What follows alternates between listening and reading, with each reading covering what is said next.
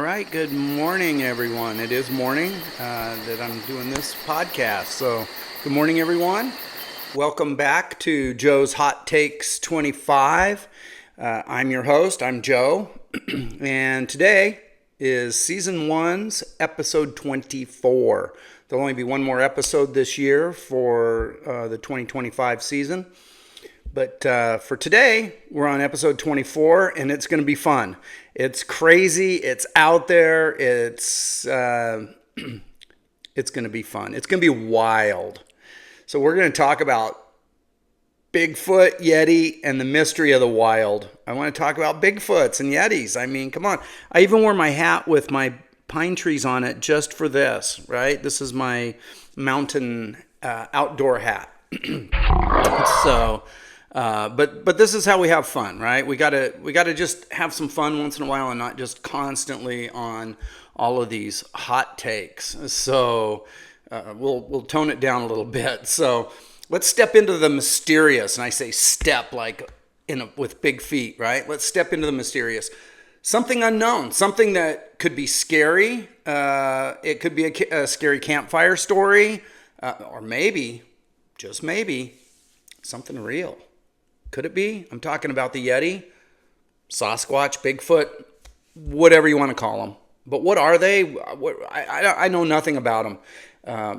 Let's just find out, right? I know. This is one of those out there crazy, wild things, but let's just have some fun. So I just have to ask, do you believe?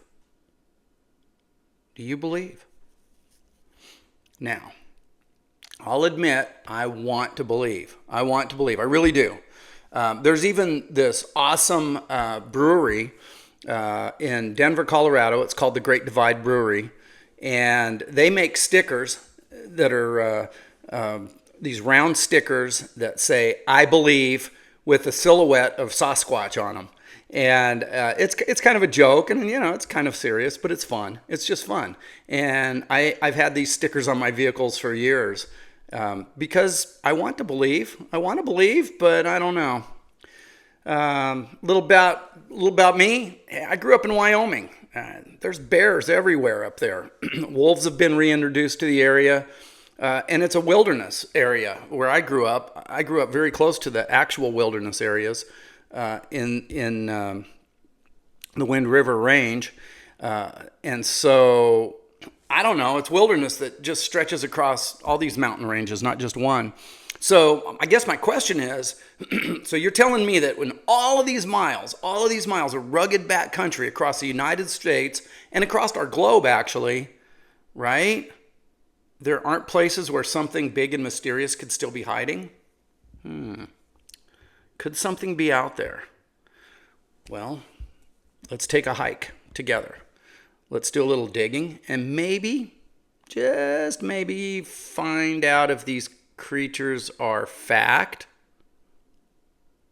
folklore, or some of the best campfire stories ever told. Okay. So I like to do a little history. I want to get a little background. According to some of the research that I've looked into, and yes, a lot of this is found on good old Google. And, where else are you going to find stuff now, right? I don't have encyclopedias anymore. The earliest reports of the Yeti and Sasquatch both originate in indigenous folklore. In Asia for the Yeti, North America for Sasquatch. So the Yeti, very much Himalayan areas of the Nepal, China, India areas over there, okay? And then in North America, a lot of talk of Sasquatch. And all over North America. Not just up in the mountains of the Pacific Northwest like we think, but there's stories of Sasquatch, or Bigfoot if you want, down in the lower lands too, in some of the lower southeastern states of our country. So, Western explorers didn't catch full wind of it until about the 19th century. And that's when they started running into strange footprints. They were hearing locals talk about some hairy human-like creature in the mountains and in the forests. So that's that's kind of when it started for in Northern America. The Yeti now shows up in Himalayan stories way before the 1800s. The locals were calling it in their language, but translated the glacier being. And actually going way, way back, Alexander the Great even heard stories of a mountain creature way back in, you ready for this? 326 BCE. 326 BCE, that's a long time ago, that they were talking about this glacier being. All right, so that's kind of cool. But this is interesting that I found when Alexander the Great asked to see one, like, I want to see one of these things. The locals told him, no, doesn't work that way. They can't live down here in these lowlands. So let's fast forward a little bit to 1832. British trekker by the name of B.H. Hodgson, Hodgson, B.H. Hodgson, British trekker in Nepal, reported his guide spotting a tall, bipedal, meaning, 2 feet, 2 legs, bipedal hairy figure, and it ran away. And they thought, it's probably an orangutan. Okay. I don't think orangutans live anywhere near Nepal, so not indigenous to that area.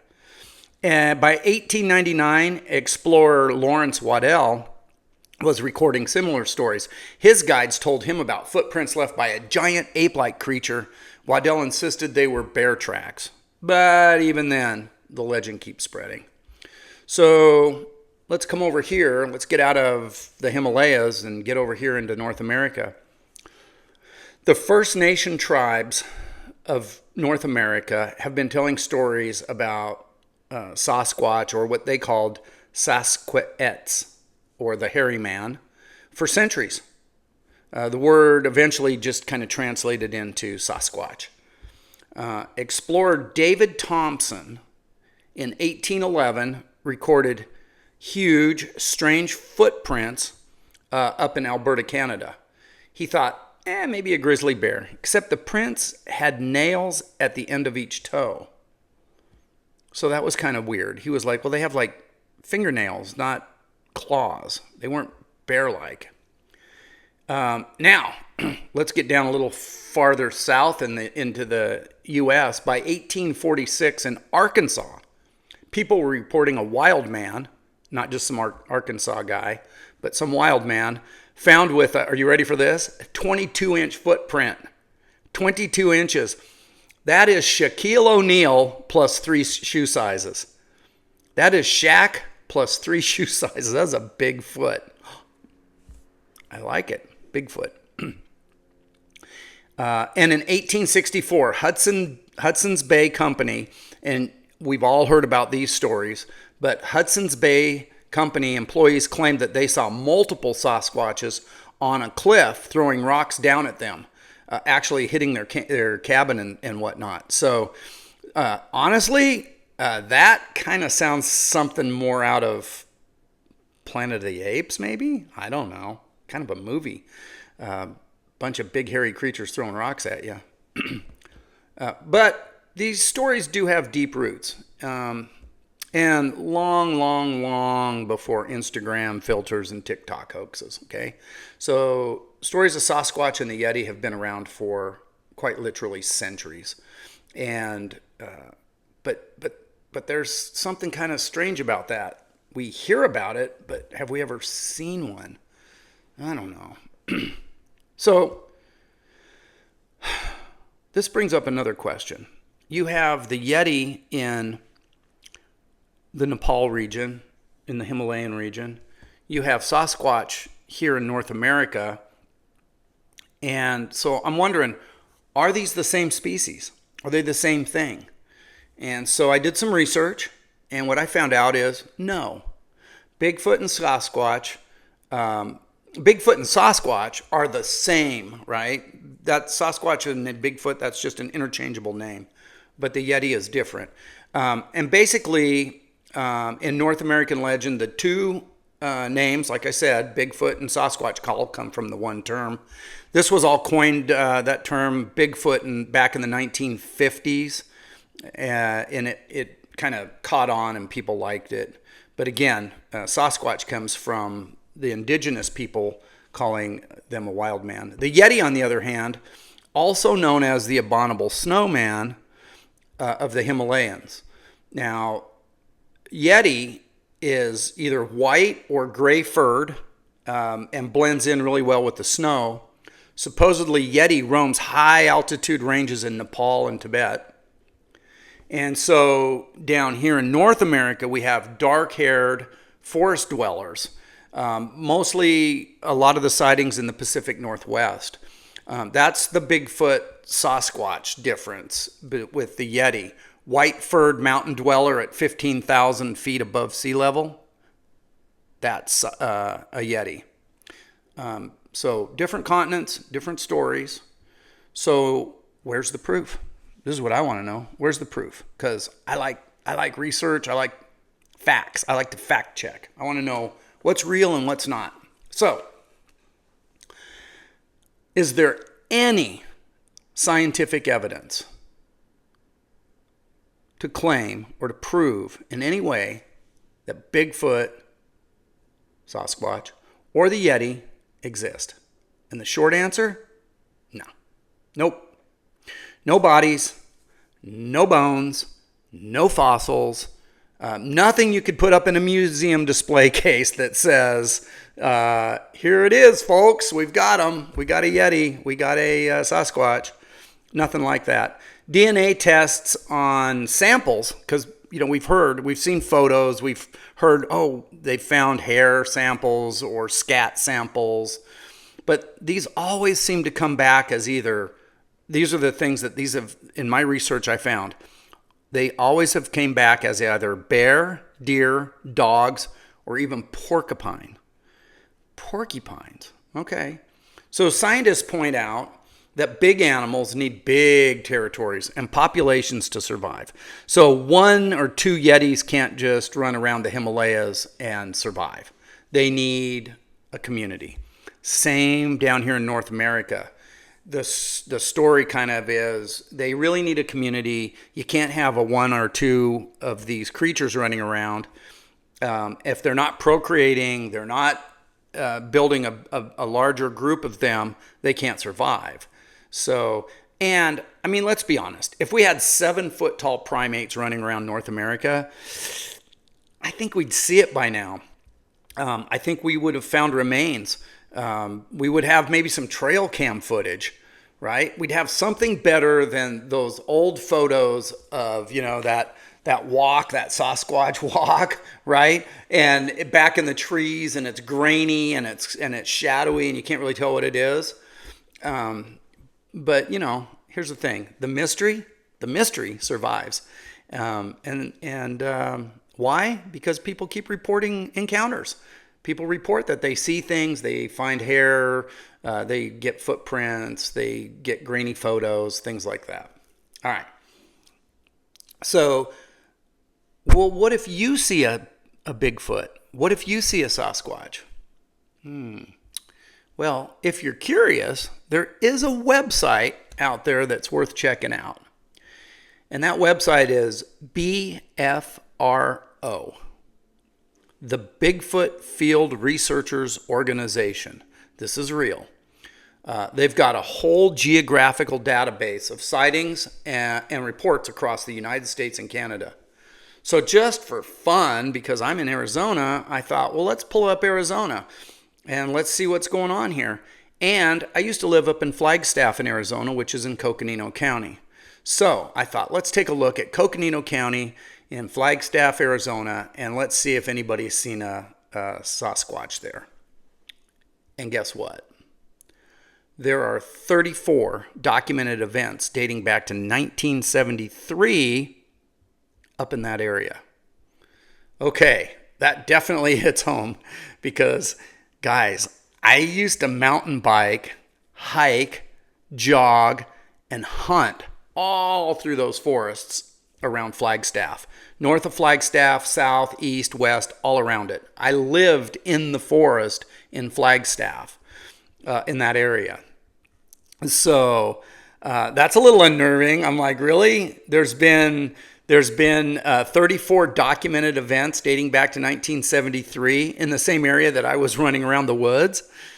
Okay, all right, I'm good. If you've been out in the woods and you've been out by yourself and you're hiking, you're hunting, you're biking, whatever, like I used to do quite often, sometimes you do get that weird feeling that I can't shake it, don't know what it is, but those little fine hairs on the back of your neck kind of stand up and you just get this feeling like you're being watched. For me, it was, my brain would usually go to mountain lion, right? I'd always be like, oh, there's probably mountain lions, because there are a lot of mountain lions up in that area, and there are sightings quite often. Bears I don't worry about as much, but because for what I've learned in all my years of being out in the wilderness, the bear will usually, if they catch wind of you, they're gone. They go the opposite way.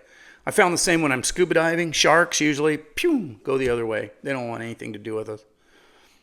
But mountain lions, on the other hand, if they're hungry, they're going to want to eat. So, a quick little personal story. So one time I'm in Flagstaff. I'm out in the forest.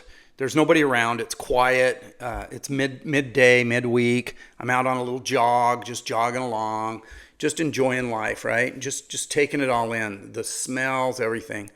But all of a sudden, I just remember I was like, "Whoa, something doesn't feel right." I was like, "Something's watching me. What is it?" And I remember looking around, and I just stopped.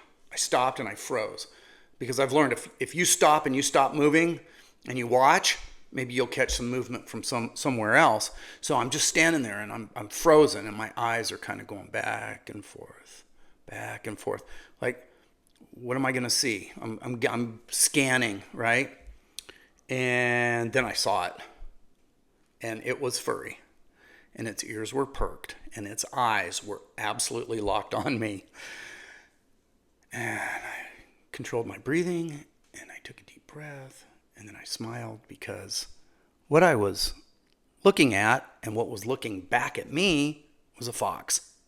Not a Bigfoot. It was just a little foot, but it was really cool all the same, right?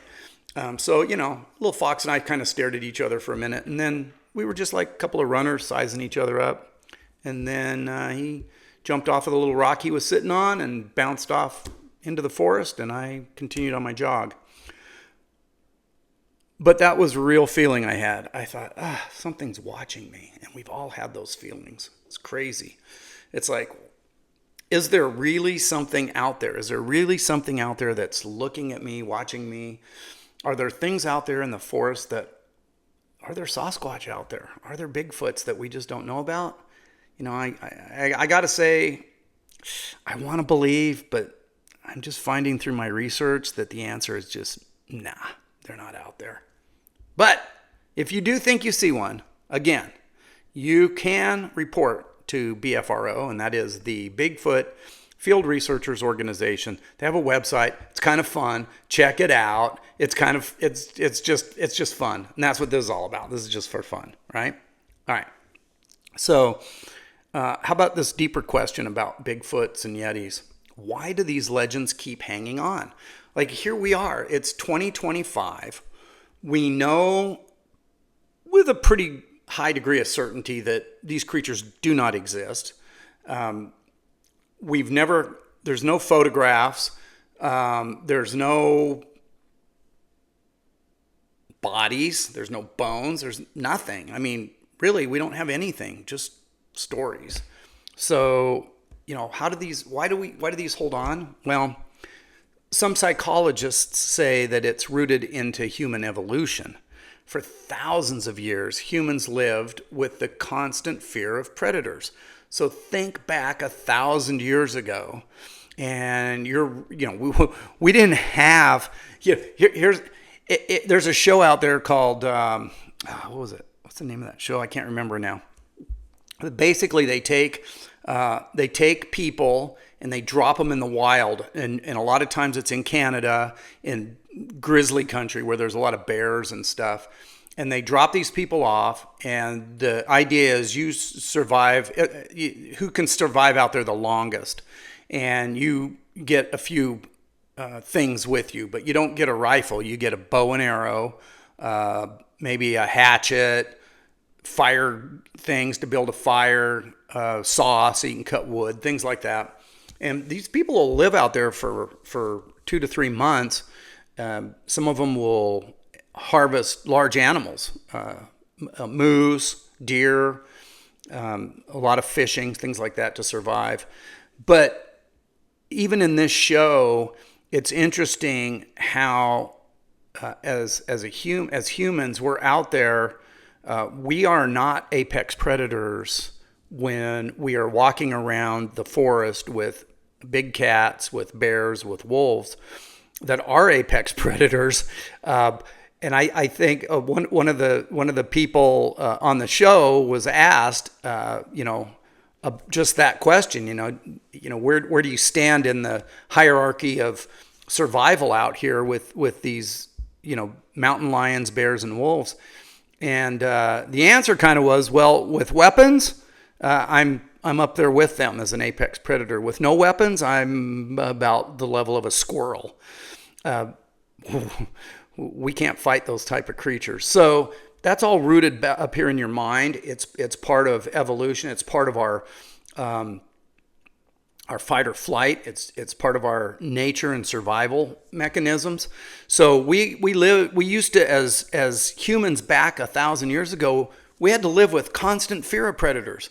We didn't have guns to fight off a pack of wolves with. You maybe had a stick, or maybe if you were lucky, you had a sword of some sort. But that is deeply engraved and embedded in our brains as a natural way of protecting ourselves, of getting that weird feeling, what's watching me, and now either fight or flight syndrome. If you have to fight, you fight. If you can get out of there, you get out of there. But you lived in constant fear. I can't imagine, walking through some of these areas, just constantly worried about, is something going to eat me while I'm looking for a squirrel?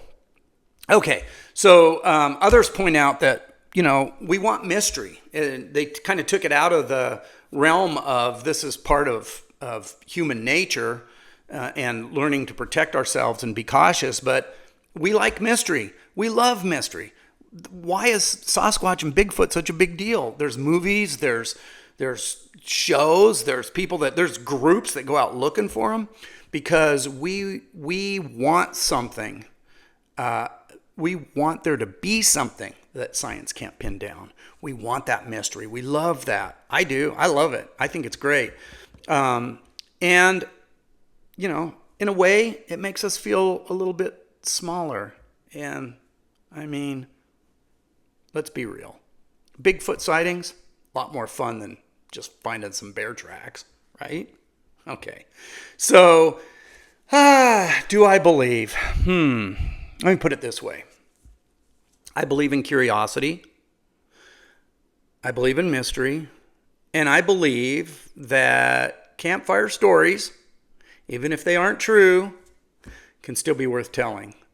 So, at this point, I'll say this. If you happen to see a Bigfoot, or you're up north and you happen to see a Yeti, you can report that to BFRO. Let those folks know. If you're down by the beach and you see Sasquatch there on a beach chair, get a good photo because there just aren't any out there. Okay. All right. Until next time, my friends, please be well. Be well. Stay curious. Like always, please be kind to one another. Be kind to one another. Stay curious. Fact check. And we'll see you soon, right? We'll see you back here on our next episode. All right. Thanks. Bye-bye.